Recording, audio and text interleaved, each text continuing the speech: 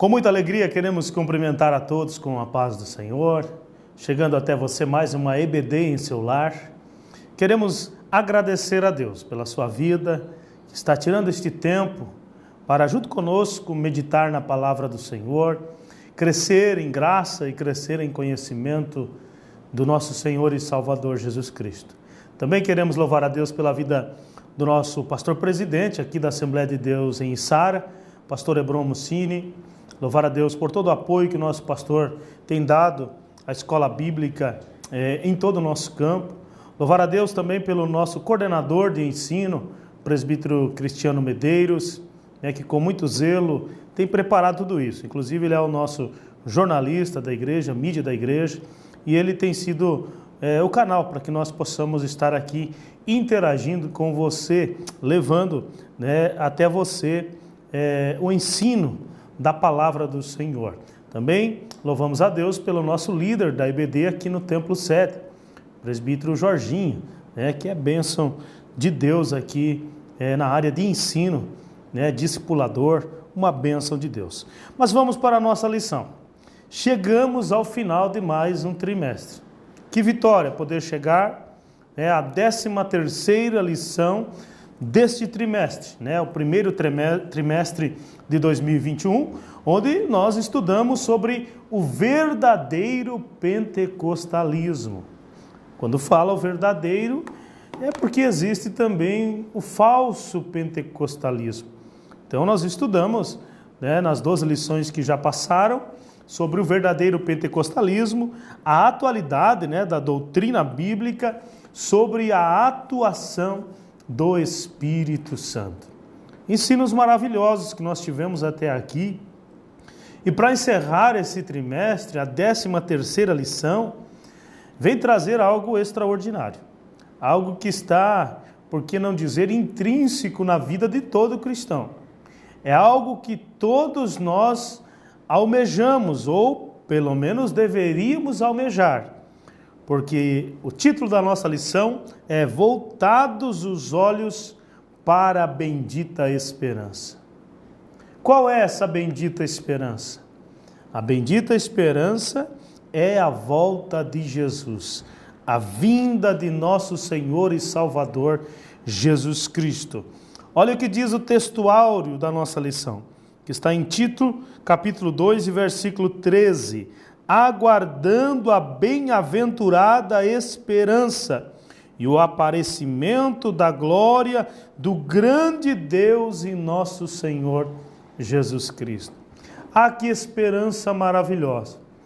Nós, como cristãos, sabemos que a nossa esperança, o apóstolo Paulo até vai falar sobre isso, quando ele diz que se alguém espera no Senhor, espera em Deus somente para essa vida daqui, olha o que ele fala, é o mais miserável de todos os homens. Ou seja, a nossa esperança não é somente para essa vida terrena. Aqui, Paulo também vai dizer que nós somos peregrinos e forasteiros. Estamos em terra estranha. A nossa esperança é que se cumpra aquilo que Jesus Cristo um dia falou, quando estava reunido com os discípulos, ele disse, ei, não se turbem o vosso coração. Creiam em Deus, creiam em mim. Na casa do meu Pai há muitas moradas. Se não fosse assim, eu vou-lo teria dito, pois eu vou preparar-vos lugar e voltarei outra vez para levar vocês, para que onde eu estiver, vocês estejam também. Esta é a nossa bem-aventurada esperança, como diz Paulo a Tito. Então, que essa esperança cada vez mais venha arder em nosso coração. A verdade prática da nossa lição diz assim: a nossa esperança é algo vívido e real, não se baseia em utopia e nem em imaginação humana, mas em fatos revelados na palavra de Deus e confirmados pela história. Olha que fantástico essa verdade prática. Ela vai falar que é algo real, que é algo vívido, algo que ferve em nosso coração e não se baseia em utopias, não se baseia em imaginação humana. alguém inventou isso. Não. Há fundamento na palavra do Senhor. E ainda mais, a palavra do Senhor tem se cumprido, né? E sido confirmados todos os sinais que apontam para a volta de Jesus, têm se confirmado na história. E nós vamos ver alguns destes sinais na nossa lição de hoje. Vamos ver também sobre a importância de andarmos vigilantes, de continuarmos fiéis, ao Senhor, à sua palavra, à igreja. Aleluia! Jesus disse: aquele que perseverar até o fim será salvo.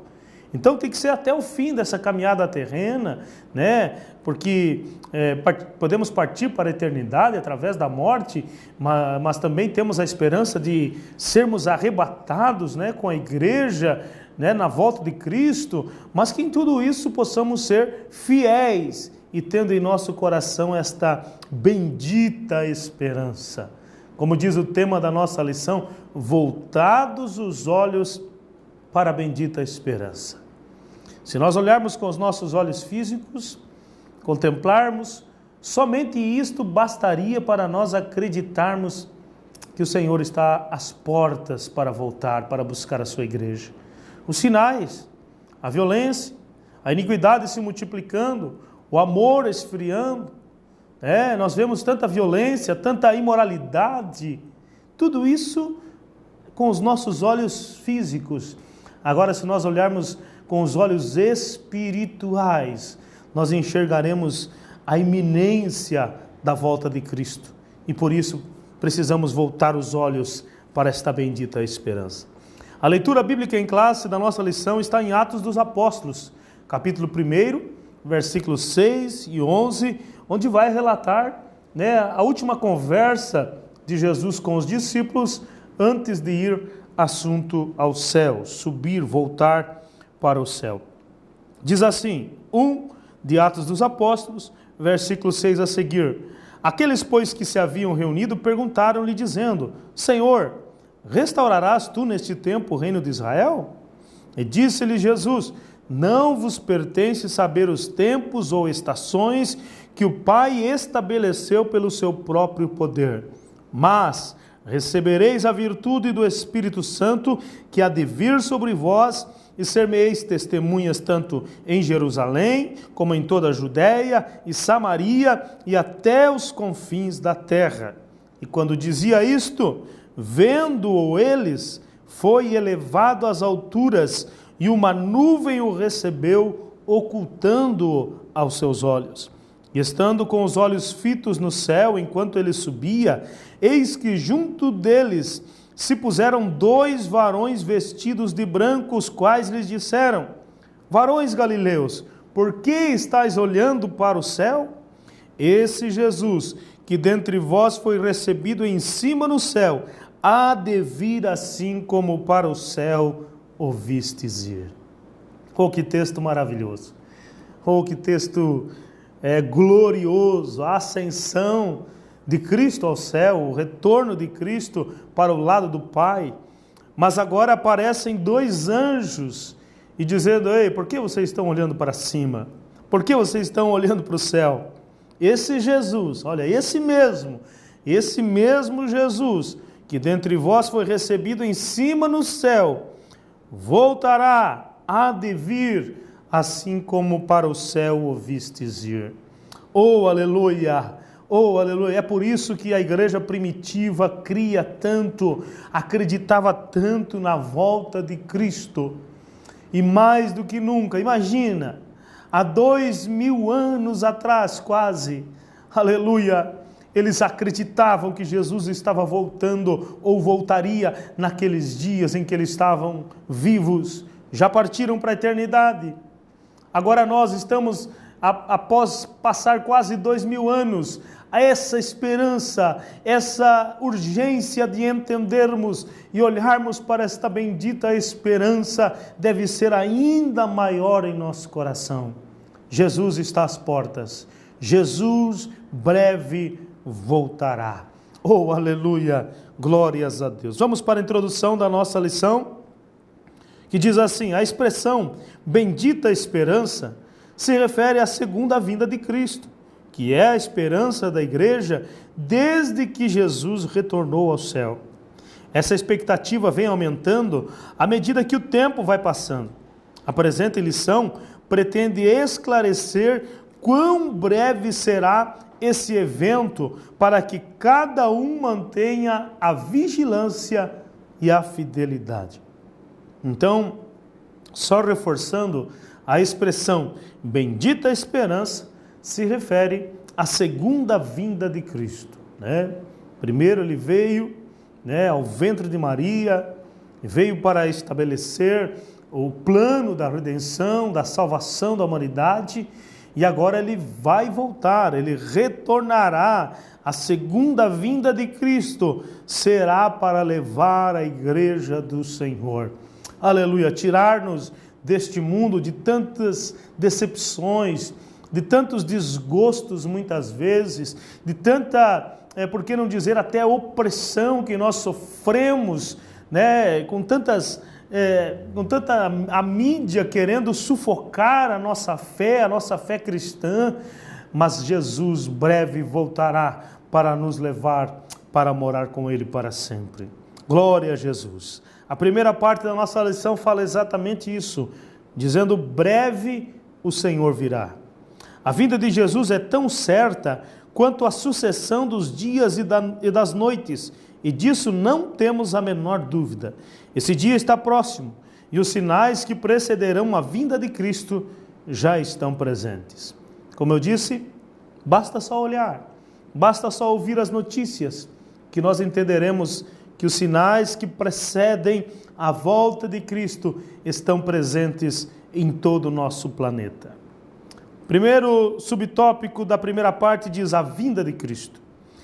A segunda vinda de Cristo é uma verdade ensinada na Bíblia inteira, com abundância de detalhes nos evangelhos e nas epístolas. Todos os ramos do cristianismo concordam que Jesus um dia voltará, mas essa unanimidade não ocorre no tocante à maneira como isso vai acontecer. Há diversas interpretações sobre o tema que fogem ao escopo da presente lição.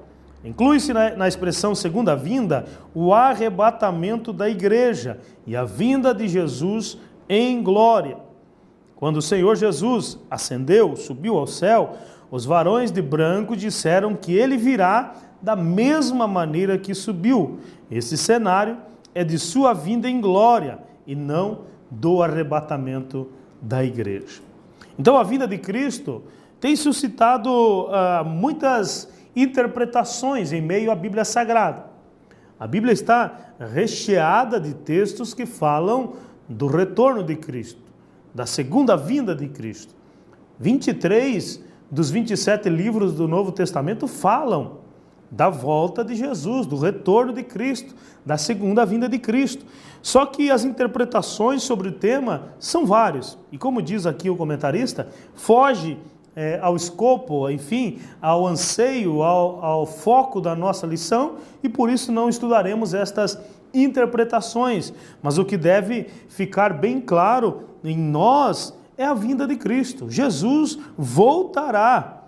Voltará, e aí haverá o arrebatamento, e haverá após a vinda em glória, que é o que os dois varões de branco disseram: olha, o mesmo Jesus que vocês viram subir, da mesma maneira voltará. Então aí será a vinda dele em glória, e não especificamente o arrebatamento da igreja. Em segundo lugar, aqui, o segundo item da primeira parte vai falar que é uma promessa do próprio Jesus. É uma promessa de Jesus. Jesus prometeu voltar para nos buscar e nos levar para o céu. Eu fiz referência daquele texto de João 14, onde Jesus fala: eu vou para o meu Pai, mas eu voltarei e vos levarei para que onde eu estiver, estejam vocês também. Mas parece que antes do Pentecostes, os discípulos ainda não tinham uma compreensão exata dessa vinda, pelo que pode se observar na pergunta dos discípulos, que está na nossa leitura em classe: Senhor, restaurarás tu neste tempo o reino de Israel? Talvez eles estivessem ainda pensando num reino físico, político, que era o pensamento dominante em Israel. Mas Jesus os corrige por duas razões principais. O dia e hora dessa bendita esperança é exclusividade do Pai e está fora do radar humano. E a restauração do reino de Deus não é só para Israel, mas para todos os povos. Jesus fala para eles: vão, vocês serão minhas testemunhas em Jerusalém, Judéia, Samaria e até os confins da terra. Então aqui, nesse segundo comentário aqui da primeira parte, Jesus faz a promessa. Em João 14, Jesus está presente com eles, ainda não foi crucificado, ainda não ressuscitou, e aí Jesus fala: ei, eu vou para o Pai, eu vou voltar, vou levar vocês. E aí eles ficam, parece que meio sem compreender. E aí chega quando Jesus está se despedindo deles, eles perguntam: mas Senhor, o Senhor vai restaurar, nesse tempo aí, o reino em Israel? Porque eles ainda estavam com aquele pensamento de que Israel seria libertada politicamente do jugo romano, enfim, dos povos que assolavam. E aí Jesus vai dizer para eles: não, olha, vocês não têm que entender os tempos e as estações que o Pai estabeleceu pelo seu próprio poder. Agora vocês vão, sejam minhas testemunhas em Jerusalém, Judéia, Samaria e até os confins da terra. Ou seja, Jesus estava dizendo para eles: ei, o meu reino que eu vou estabelecer quando eu voltar, não é só para Israel. Não, vocês vão, claro, preguem em Jerusalém, Judéia, Samaria, mas vão até os confins da terra, porque eu quero salvar a todos. É uma promessa de Jesus para toda a humanidade. Não é apenas para Israel. Israel, claro, é a menina dos olhos de Deus, é o povo peculiar, de Deus, mas nós somos o Israel de Deus. Nós somos gentios, quanto ao termo, enfim, humano, somos gentios, mas somos também herança de Cristo, noiva do Cordeiro, povo especial, povo separado. Então, Jesus, nesta promessa, ele estava se revelando para os discípulos e dizendo: vão e preguem, sejam minhas testemunhas.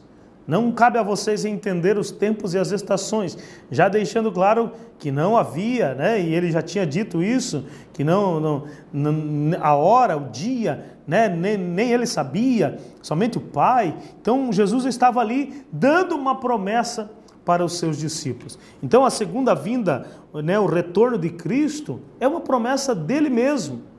Jesus, e como eu disse, nos evangelhos, ele vai falar que ele voltará, ele iria ao céu, mas voltaria para buscar o seu povo, buscar aqueles que o amam, aqueles que esperam a sua vinda. O terceiro item da primeira parte vai falar que o dia se aproxima. Diz assim: sabemos que a vinda de Jesus está próxima pelos sinais claros que o Senhor Jesus nos deixou. Pregamos por toda parte que Jesus breve vem, e essa mensagem está em nossos hinos congregacionais e nos diversos cânticos inspirados nas Escrituras. Ninguém sabe o dia e nem a hora, mas o Senhor Jesus deixou sinais claros e evidentes que nos mostram que esse dia está próximo. Os principais são a efusão do Espírito Santo, uma promessa para os últimos dias, segundo Joel 2 e 28 a seguir, Atos 2, onde Pedro, a partir do versículo 16, repete a profecia de Joel. E aí o comentarista aqui fala que a partir do avivamento da rua Azusa, esta efusão do Espírito Santo tem se espalhado pelo mundo inteiro. Os pentecostais são o maior movimento protestante do mundo. Outro sinal evidente é a fundação do Estado de Israel, que desde 1948 ostenta a sua bandeira tremulando na sede das Nações Unidas como um Estado soberano. Aqui só está alguns sinais. Como nós falamos né? A lição aqui não quer se deter nas interpretações, não vai se deter tanto nos sinais, né? Mencionados esses aqui já são suficientes. A efusão do Espírito Santo.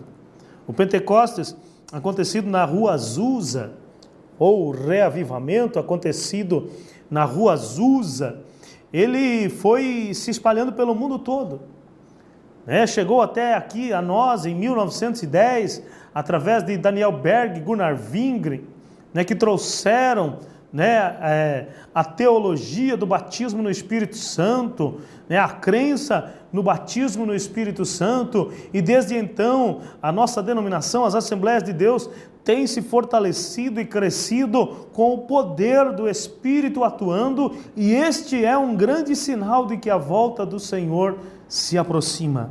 A segunda vinda de Cristo está às portas. O outro sinal que a lição menciona é Israel. Jesus, quando estava aqui na terra, em Lucas 21, ele vai falar a respeito da parábola da figueira. Olha o que diz Lucas 21, 29, e disse-lhes uma parábola: olhai para a figueira e para todas as árvores, quando já começam a brotar, vós sabeis por vós mesmos, vendo-as que perto está já o verão. Assim também vós, quando virdes acontecer essas coisas, sabei que o reino de Deus está perto. Nós vemos aqui que a parábola, né, da figueira, Jesus está se portando ou se reportando a Israel, ao próprio Israel.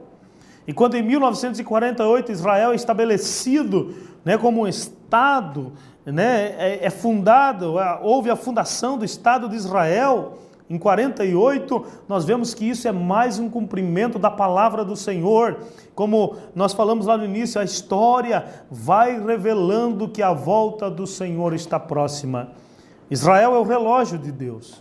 Israel é o relógio de Deus. E aí nós vemos que tudo está apontando para o retorno triunfal de Cristo, o arrebatamento da igreja e o retorno triunfal de Cristo. Então a nossa primeira lição, aliás, a nossa primeira parte da nossa lição fala que breve o Senhor virá. Oh, aleluia, que esperança maravilhosa. Os nossos cânticos falam sobre isso. Breve virá, breve Jesus voltará. Oh, que essa esperança esteja sempre ardendo no nosso coração. Agora a esperança traz também uma grande responsabilidade. A segunda parte da nossa lição vai falar sobre a necessidade de vigilância. A vigilância, diz a lição, se faz necessária porque ninguém sabe o dia da vinda de Jesus. Entendemos como vigilância o ato ou efeito de vigiar, o estado de quem permanece alerta, de quem procede com precaução para não correr risco. Devemos permanecer acordados, atentos no cuidado de não nos afastarmos de Jesus e aguardar a bendita esperança. Vigilância, ou seja, como diz aqui a lição, permanecer alerta, permanecer vigilante, ter precaução, não correr o risco. Jesus, em uma das suas parábolas, e até sobre o sermão, né, das últimas coisas, ele vai falar que se o dono da casa, o senhor da casa, soubesse a que hora viria o ladrão, ficaria alerta, ficaria, né, esperando, ficaria atento para que o ladrão não levasse nada. E nós que estamos esperando Jesus voltar, aleluia, e ele mesmo falou que virá no momento em que nós muitas vezes não estamos esperando. Por isso a importância da vigilância. Assim como o relâmpago sai do Oriente e se mostra no Ocidente, ele disse, assim será a vinda do Filho do Homem. É um de repente. Então por isso precisamos estar alertas, precisamos estar vigilantes para não correr o risco, aleluia, de perder este grande evento que é a segunda vinda de Cristo e ficarmos neste mundo. Exortação à vigilância. O Senhor Jesus nos exorta com muita ênfase sobre a necessidade da vigilância. Vigiai, pois, porque não sabeis a hora que há de vir o vosso Senhor. Mateus 24, 44. A razão disso é porque ninguém sabe quando vai acontecer a sua vinda. Essa era também a preocupação nos ensinos dos apóstolos. O ensino de Jesus nas diversas parábolas e nos discursos escatológicos, como em Mateus 24, Marcos 3, Lucas 21, dá muita ênfase à necessidade de os crentes estarem atentos. Estejamos atentos. Exortação à vigilância. Jesus nos exorta a vigiar. Ele diz certa feita aos discípulos: vigiai e orai. Ou seja, não basta apenas orar, eu preciso estar vigilante, eu preciso estar atento, eu preciso estar com meus olhos espirituais enxergando, estando atento aos sinais que estão apontando para a urgência, a iminência da volta de Cristo, do retorno de Cristo. E aí Cristo nos exorta a esta vigilância nas muitas parábolas. Os apóstolos também falam, sobre a volta de Cristo, sobre estarmos atentos, sobre estarmos vigilantes. Agora tem um detalhe, que a nossa lição vai falar sobre os alarmes falsos. Precisamos estar atentos a isso também. Precisamos estar alertas a isso, a esses alarmes falsos também da volta de Cristo. Diz a lição: muitos líderes e grupos religiosos arriscaram-se em marcar a data da segunda vinda de Cristo. Alguns deles cravaram várias datas. Outros, depois de constatarem que elas não batiam, reinterpretaram as supostas profecias e as protelaram para outras datas. Todos esses líderes e grupos falharam. É um erro tentar adivinhar os tempos e as estações, pois só Deus sabe o dia e a hora. A palavra de Deus rejeita todas as falsas expectativas acerca da vinda de Cristo. Essa maravilhosa doutrina tem como objetivo trazer esperança aos crentes, não a incredulidade, não a falsa expectativa e os alarmes falsos. Os próprios discípulos, no texto em classe, eles vão dizer: Senhor, quando vai acontecer isso? E aí Jesus diz: ei, a vocês não importa saber, só fiquem fiéis. Só permaneçam fiéis, só façam a minha obra, só preguem o Evangelho, só estejam vigilantes, só estejam atentos, só estejam se cuidando para não correr o risco de perder este grande evento. Então, esses alarmes falsos, nós precisamos também estar atentos. Quantos se decepcionaram? Quantos que decepcionaram outros, levaram outros ao erro? Você conhece talvez a história de um grande influenciador que fez todas as pessoas venderem os seus bens, se desfazerem de tudo, dizendo que Jesus voltaria alguns dias depois. E as pessoas, infelizmente, acreditaram e se decepcionaram, porque Jesus mesmo falou: o dia e a hora ninguém sabe, senão meu Pai. Então Deus, só Deus que sabe o dia e a hora, e a nós não cabe ficar especulando, não cabe ficar marcando data, mas cabe a nós ficar vigilante, ficar atento, ficar cada dia mais apegado a esta promessa e dizendo: Senhor, me santifica, Senhor, me guarda, Senhor, me livra, ajuda-me a vencer cada dia, aleluia, e estar preparado para o encontro com o Senhor. Então, a necessidade de estarmos vigilantes é urgente na vida cristã. Vigiai. Oh, aleluia. Jesus disse: ei, a carne é fraca. A carne é fraca. Nós estamos aí todos os dias diante de tantas situações que querem nos tirar do foco, nos tirar da presença do Senhor. E precisamos estar vigilante, vigiando, orando, jejuando, consagrando, meditando na palavra do Senhor, buscando entender pelas Escrituras tudo o que está acontecendo ao nosso redor, para não sermos pegos de surpresa, mas estarmos vigilantes. Aleluia. Jesus diz: vigiai, pois, porque não sabeis a que hora há de vir o vosso Senhor. Glórias a Deus, glórias a Deus. Vamos para a terceira parte da nossa lição. Vivendo com fidelidade. Oh, aleluia, que maravilha, viver com fidelidade. Viver com fidelidade é adotar um estilo de vida cristão na esperança da vinda de Jesus. Assim como Deus é santo e exige santidade do seu povo, da mesma maneira um Deus fiel exige fidelidade do seu povo. Agora vamos ver o que é fidelidade. Definição: fidelidade é a qualidade de ser cheio de fé, característica do que é fiel, lealdade. Os termos fidelidade, verdade, lealdade pertencem ao mesmo campo semântico na Bíblia. E olha o que diz Jeremias 42:5: seja o Senhor entre nós testemunha da verdade e fidelidade, mostrando toda boa lealdade. Fidelidade é uma demonstração de fé, lealdade, respeito, constância nos compromissos assumidos. Então essa é a definição de fidelidade. E é isso que Deus não apenas pede de nós, a própria lição diz que Ele exige de nós.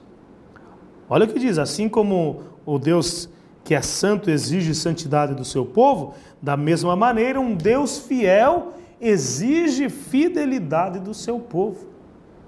E quando se fala em fidelidade, como diz aqui a definição, fala-se de verdade, fala-se de lealdade, fala de respeito, constância nos compromissos assumidos, ou seja, ser constante, ser o mesmo, ser fiel, As balanças de antigamente tinha aquele ponteiro, que ali mostrava exatamente o peso, ele era chamado fiel da balança, de vez em quando ele precisava vinha alguém que entendia e regulava o fiel da balança.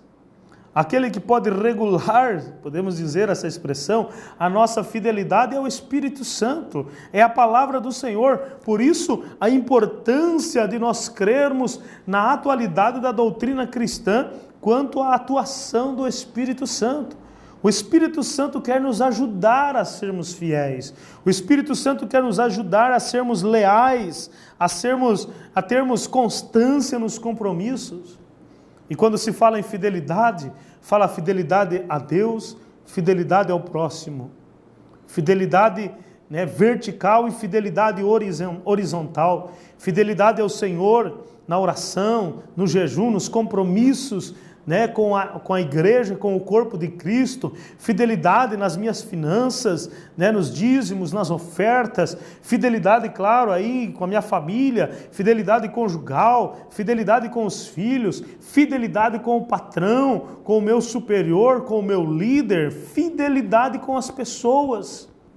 Então, é muito mais sério do que nós pensamos muitas vezes. Viver com fidelidade, andar em fidelidade. Deus nos dê graça, que Deus nos ajude. A fidelidade de Deus, vai falar o segundo item da terceira parte. A verdade é um dos atributos morais de Deus, do qual reflete outras perfeições divinas, dentre as quais a fidelidade. Deus é fiel. A fidelidade de Deus é grande. Lamentações 3:23 fala: grande é a tua fidelidade. E a fidelidade de Deus é grande e expressa uma absoluta confiança, cuja ideia é de firmeza. Assim como ele cumpriu a promessa da vinda do Salvador ao mundo, de igual modo, a segunda vinda de Cristo podemos considerar como um fato incontestável. Assim como desde o Antigo Testamento, ou desde o pecado de Adão, Deus falou, Deus prometeu que da semente da mulher levantaria um que esmagaria a cabeça da serpente. Aleluia, aí os profetas vieram profetizando sobre o Messias, sobre aquele que viria, o servo sofredor, e aí Jesus veio, e cumpriu o plano da salvação, nasceu, morreu, ressuscitou. Assim como Deus, foi fiel àquilo que prometeu, Ele também é fiel para cumprir a promessa da segunda vinda de Cristo. Por isso a lição diz que é um fato incontestável. Ninguém pode contestar. Alguns estão aí talvez pensando, mas desde que eu nasci, os meus avós falam há muitos anos que Jesus vai voltar e ainda não voltou. Ei, esta promessa está acima de qualquer questionamento. Jesus voltará a segunda vez. Aleluia, porque Deus é quem prometeu e Ele é fiel para cumprir. A fidelidade de Deus está acima de qualquer questionamento. Deus é perfeito, os atributos dele são perfeitos e um dos maiores atributos de Deus é a fidelidade.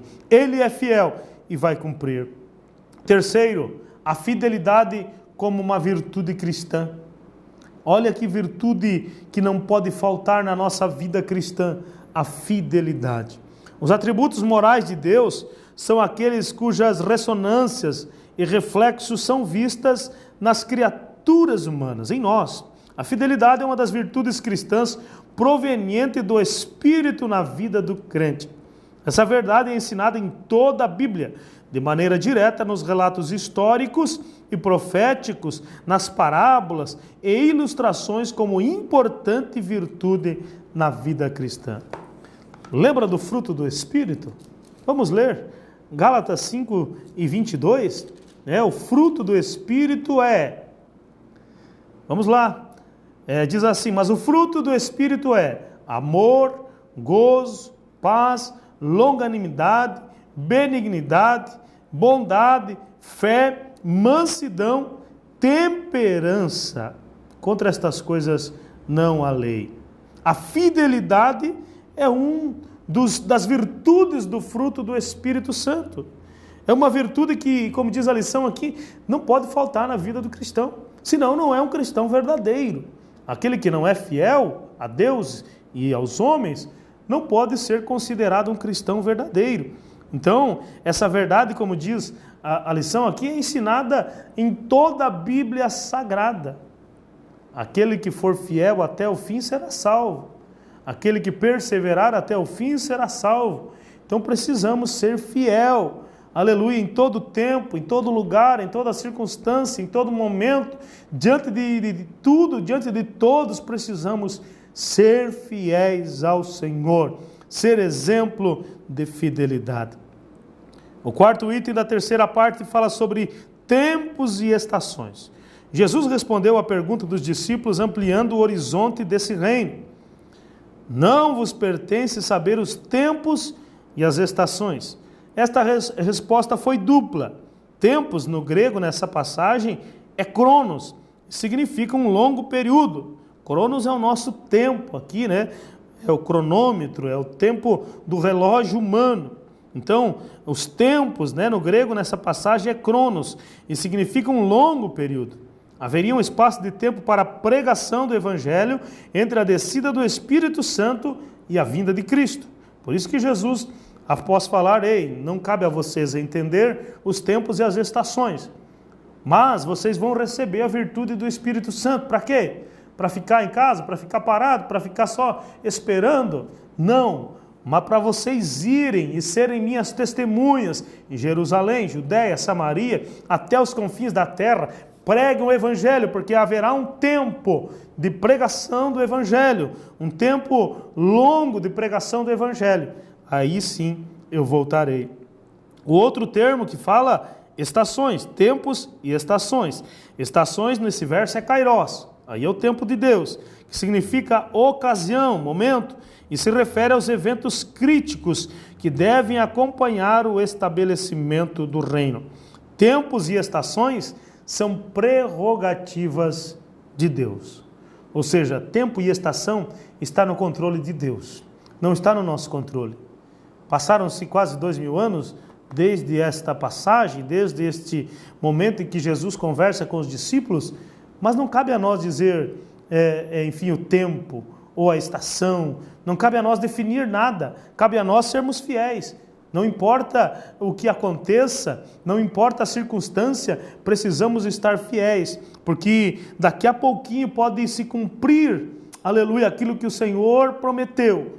e nós subiremos ao céu de glória, seremos arrebatados, reinaremos com Cristo. Oh, aleluia! Então essa esperança deve estar em nosso coração. Aleluia, aleluia, glórias a Deus. Vamos para a conclusão da nossa lição? Diz assim: viver com fidelidade é ser fiel e leal a Deus durante toda a vida. A fidelidade ao Senhor Jesus é uma das condições para herdar o reino dos céus. O Senhor Jesus falou reiteradas vezes sobre a sua vinda. Ao ascender ao céu, 2 anjos reafirmaram essa promessa. Esse Jesus, oh que promessa gloriosa! Esse Jesus que dentre vós foi recebido em cima no céu, há de vir assim como para o céu o vistes ir. A volta de Jesus para nos levar ao céu é a esperança da igreja. Oh, aleluia! Você tem essa esperança? Você tem esse desejo ardente no coração pela volta de Cristo? Mais do que nunca é tempo de nós clamarmos e dizer: Senhor, dá-me sim a alegria dessa esperança. Renova em mim todos os dias a esperança, aleluia, pelo céu, alegria pelo retorno, pela segunda vinda do Senhor, o encontro com o Senhor. Oh, bendita esperança que nós tenhamos em nosso coração, como diz aqui o tema da nossa lição, que os nossos olhos estejam voltados para esta bendita esperança. Queira o mundo acreditar ou não, queira pessoas desacreditar desta promessa, eu e você, meu irmão e minha irmã, tenhamos a convicção de que Jesus breve voltará, de que esta esperança vai se cumprir. Oh, aleluia! A esperança fala de esperar com confiança. Esperança, esperar com confiança. Espere, confiando no Senhor, sendo fiel a Ele, vigiando em todo o tempo, orando em todo o tempo, santificando-se em todo o tempo, mortificando a carne, vivificando o Espírito pela palavra do Senhor. Eu quero orar com você nesta hora. Se puder, feche os teus olhos, eleve o teu pensamento ao Senhor, aquele que nos faz ter esta bendita esperança, e ore comigo nesta hora. Pai, em nome de Jesus Cristo, nós te louvamos por ter chegado ao final desse trimestre. Oh, te louvamos porque aprendemos ou relembramos muitas coisas a respeito da atuação do Espírito Santo, e nesta lição em especial sobre esta bendita esperança, que os nossos olhos estejam voltados para esta bendita esperança, não estejamos apegados em demasia a este mundo, as riquezas materiais, o apego em demasia a tudo aquilo, Senhor, que está aqui neste mundo e ficará aqui neste mundo, mas que estejamos com o nosso coração apegado aos tesouros eternos, aguardando a bem-aventurada esperança, a cada dia santificando o nosso corpo, alma e espírito, para o dia da vinda do nosso Senhor e Salvador Jesus Cristo.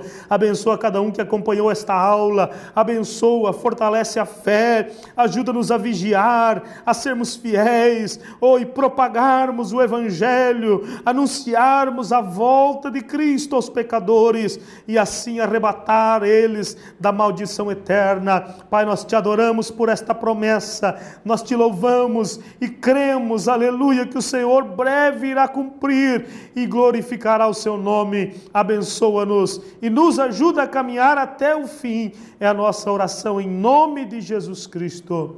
Amém, Senhor, amém. Deus abençoe a sua vida, a sua casa, a sua família. Fica com o Senhor. Deus te abençoe em nome de Jesus.